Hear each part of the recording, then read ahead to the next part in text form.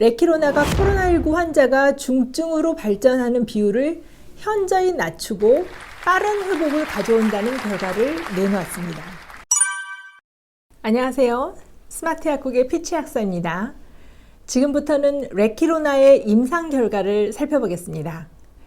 레키로나의 사용 범위는 임상 3상 이후 일부 확대되었습니다. 코로나19 고위험군의 경증과 모든 중등증 성인 환자의 치료가 되고요. 일반적인 경증 환자는 사용 대상에서 제외되었습니다. 그 이유는 경증에도 당연히 효과야 있겠지만 위약군도 중증으로 갈 확률이 낮아져서 차별성이 부족해지면 통계적으로 의미 있는 결과를 얻기가 애매해질 수 있어서 임상 설계에서 제외되었기 때문입니다. 임상 3상에서 중증 환자 발생률 감소와 바이러스 농도가 감소하는 효과를 입증했네요. 유럽의 감염질환학회에서 레키로나 관련 글로벌 임상 3상 결과를 구두 발표한 내용을 정리해보자면요. 발표에서는 레키로나가 코로나19 환자가 중증으로 발전하는 비율을 현저히 낮추고 빠른 회복을 가져온다는 결과를 내놓았습니다.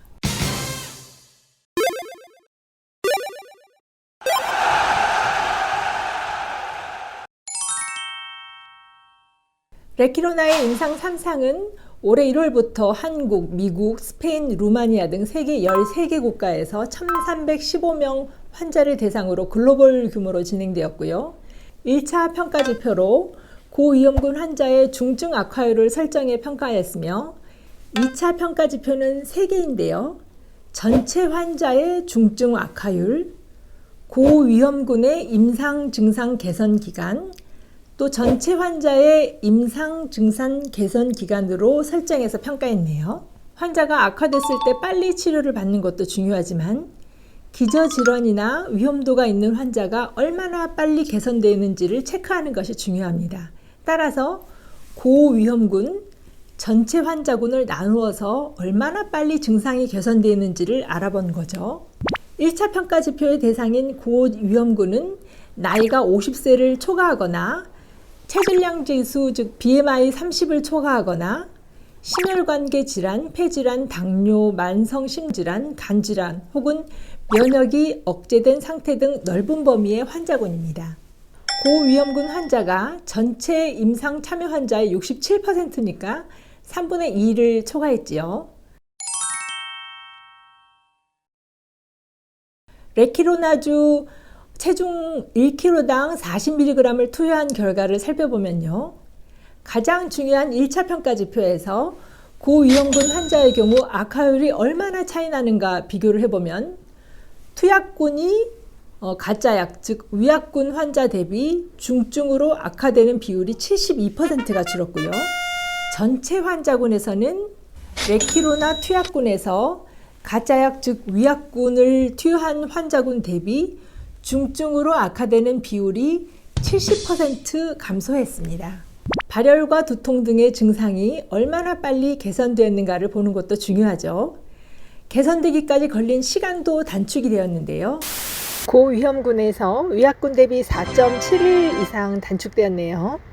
14일 될 때까지 약 50% 환자가 증상 개선을 도달하는 것이 기준인데 위약군의 경우는 실제로는 14일을 넘어서는 중앙값이 추정된다고 합니다.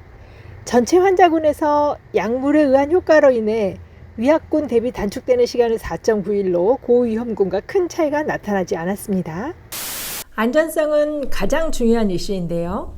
안전성 측면에서 약물과 관련된 부작용은 투약군 652명 중 1명이 약물을 투여하는 과정에서 피부 발진을 보였으나 치료를 받아서 완치됐다면서 이상 반응은 경미한 수준으로 대부분 안전성 측면에서 특이한 사항은 나타나지 않았다고 합니다. 또한 셀트리온은 레키로나의 변이 바이러스에 대한 동물 현웅 시험을 진행했는데요. 그 결과 레키로나의 유효성을 확인했다고 발표했습니다. 이에 대해 잠깐 살펴보자면요. 평가 지표로 몸무게, 생존율, 바이러스 역가, 즉 바이러스 양을 수치한 것을 설정을 했고요. 쥐를 델타 변이 바이러스에 감염시키고 8시간 뒤 레키로나를 투여해 매일 몸무게 측정 및 3일째와 6일째 코와 폐에서 샘플을 채취해 봤더니요. 결과 GKg당 40ml, 80mg을 투여한 투여군에서 대조군과 몸무게는 동일한 수준을 유지했습니다. 괜찮죠? 그리고 생존율은 레키로나 투약군에서는 100% 생존, 레키로나를 투여하지 않은 군에서는 5일째 75% 생존, 6일째는 생존하지 못했습니다. 바이러스 역가 측면에서는요, 3일째, 6일째 모두 효과를 보였는데 6일째 모든 농도의 투여군에서 델타 변이 바이러스가 검출되지 않았습니다. 이렇게 변이 바이러스에 대한 마우스에서 임상 개선 효과를 확인했다고 합니다. 다음 편에서는 레키로나, 렘데시비르, 팍스로비드의 임상 결과를 비교해 보도록 하겠습니다. 오늘 영상 마음에 드셨으면요. 구독, 좋아요, 알림 설정 부탁드릴게요. 잘 부탁드려요.